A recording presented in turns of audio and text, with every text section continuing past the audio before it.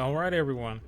So I know we're all excited for Etheria Restart launch. I'm super excited. This is one of the few games I've actually been like super hyped for release. So I kind of wanted to talk about my launch plans and first off talk about if you're doing light spender or free to play. This more or less is going to be a equal guide for that because I'm planning on spending very minimal amounts of money.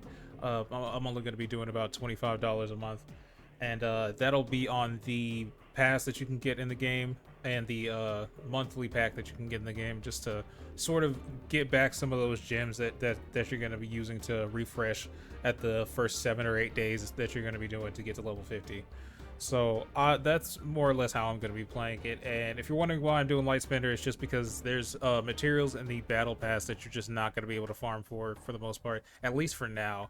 And once you can farm lattices and the shadow prints like reliably, and obviously you can farm shadow prints right now, but it's just not the higher tier ones, so it takes a lot longer, and it's not really worth spending a lot of energy on it initially.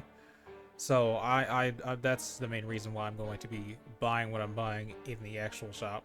So and something else I wanted to acknowledge is how do you know that something is worth it? How do you know that this type of game is worth it? If this is the type of game you've been looking for, like a PvPvE sort of gacha game, then this is definitely worth it in my opinion to spend just a little bit. And obviously you don't have to spend anything because free to play is also going to be doing really well in this game, a lot better than most gacha games. So, and for the most part, you might maybe wondering, like, how do I make a budget, and if I am making a budget, what do I prioritize within that budget? If you only have like $5 to spend on the game, get the monthly pack, and that's sort of all you really need to do.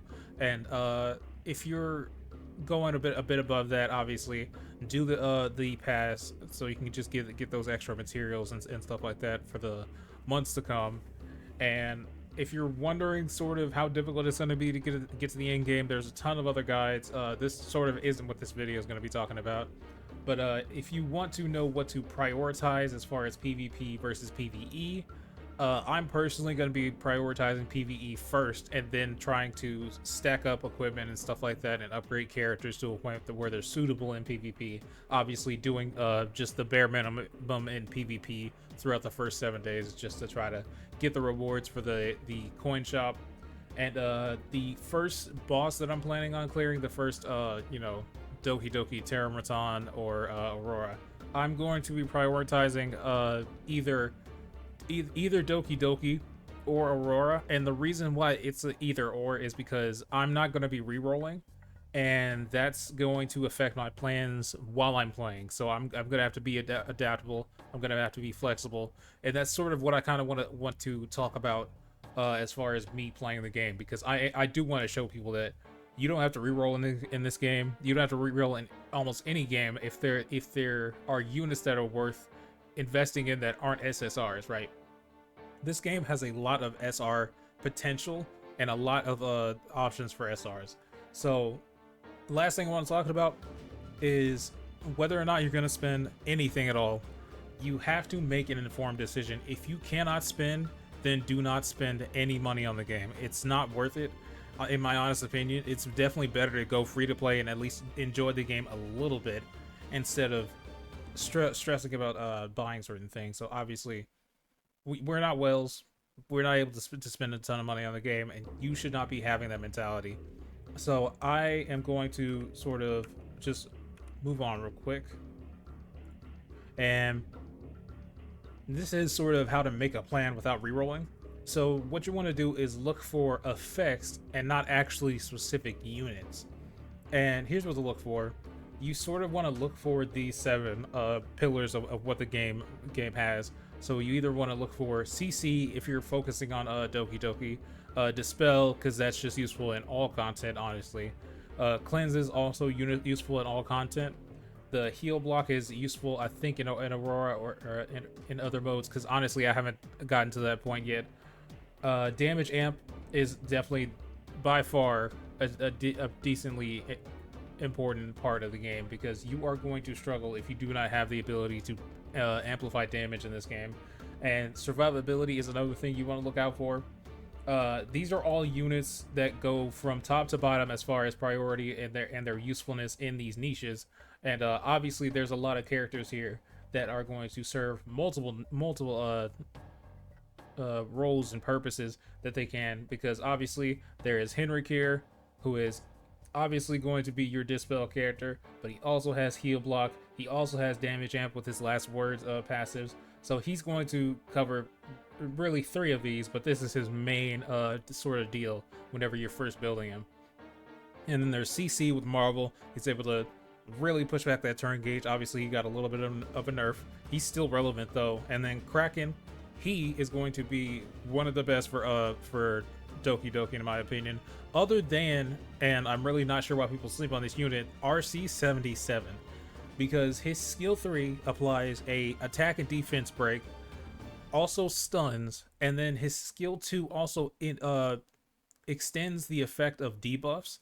So he's able to apply that attack and defense. Obviously, he's not able to extend CC effects, but he's able to apply that attack and defense, and then further allow it to exist for another turn, which is obviously huge in Doki Doki, especially in the after the first wave. So, and then obviously Kazuyo, because she's just so good in Doki Doki, especially early on, and honestly, even later on, if you're able to really like optimize speed and the speed of your characters, she's definitely going to be a super huge help. Then for Dispel, obviously Heinrich is the greatest Dispeller in the game. He's able to clear the entire team of like around 3 buffs if you're really building him for effect accuracy. Then Mia has Dispel on her skill 2 and is able to extend buffs and heal on her skill 3, so she's going to be really helpful in a lot of boss fights, especially later on. Then Turandot is obviously going to have that Dispel on her skill 2, and then her attack and defense amp, so that's obviously going to help survivability in the game. Then Viper, he has his strip that he has on his skill 3, but also the strip also dispels, which is nice. So he's going to have that, and then obviously the attack break, also nice. Then Kazumi, she's going to have that dispel on her skill 2 as well. Then her turn meter manipulation on her skill 3, which is obviously super helpful. Then everyone's gonna get Linglo on day 7. Obviously, you definitely don't want to wait until day 7 to get a cleanse, especially in this game, because there's a lot of bosses that require you to have cleanse on your team, like Aurora. So you definitely want to have a cleanse unit. So obviously Sonya is the next best thing, and then even though Kachi is definitely not like optimal to invest in, he's definitely worth it, especially in those first 7 days. If we're having that event that allows you to reset a unit, so I would say invest in him to sort of have that, and then you'll be able to reset him later on, which is definitely helpful. Then heal block, obviously Heinrich also fits into this category, but then there's number 41 with the heal block on her skill 1. Then Tsutomi with his heal block on his skill 3 if he crits. So obviously, you know, in a team with Gray and stuff like that, he's able to reliably land that heal block and the block buffs, which is nice. Then for damage amp, Kloss honestly has risen to a solid tier 0 unit, obviously, in a lot of content. She's really good at defense break. She's really good at survivability. She has a lot of good things that she can do in your team. I highly recommend, if you roll her at any point in time, definitely go full in on this character, because I feel like she's just going to have a lot of value that she's going to give your team, which is nice.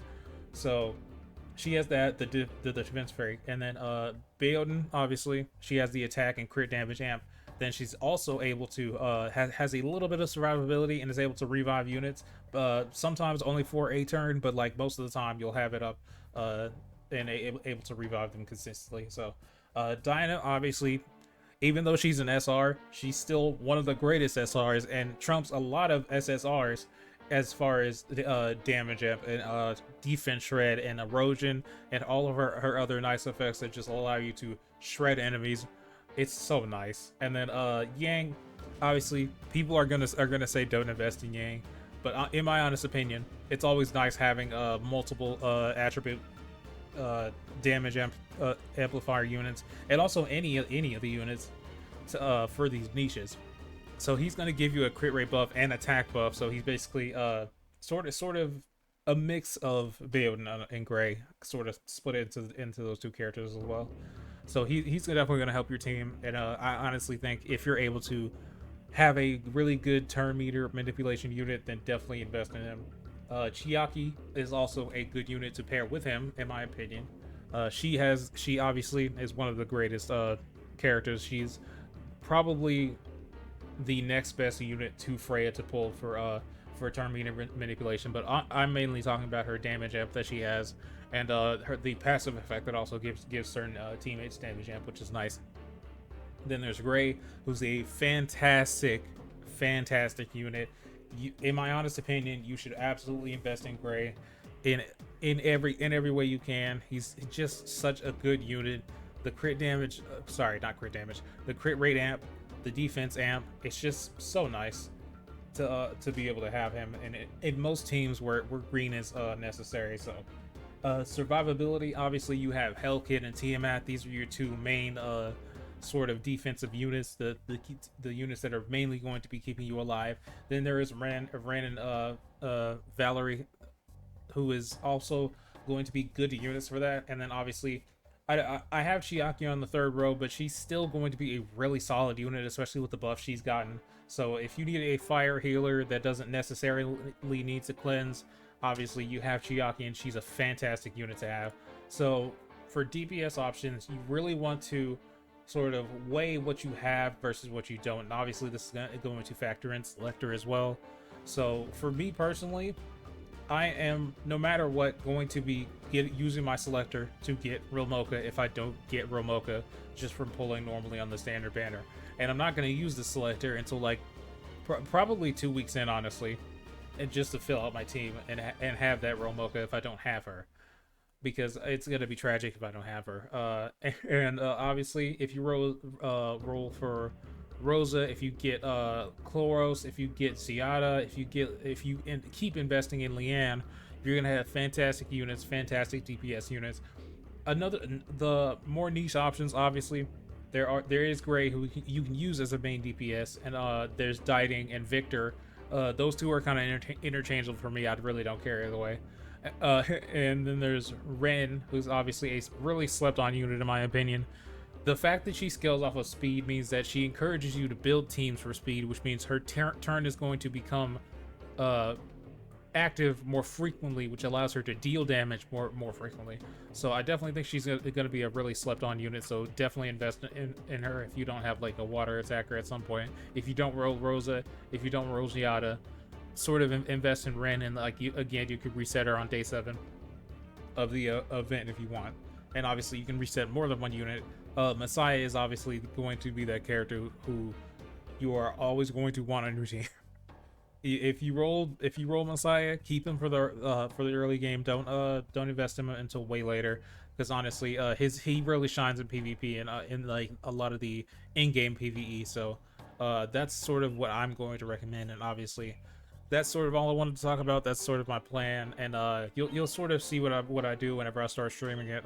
I'll be streaming it on launch day, so obviously look forward to that. I'm looking forward to it. It's gonna be a very exciting day for me, because this is gonna be one of the first games I'm playing where I'm like super excited to play. So yeah, that's sort of it.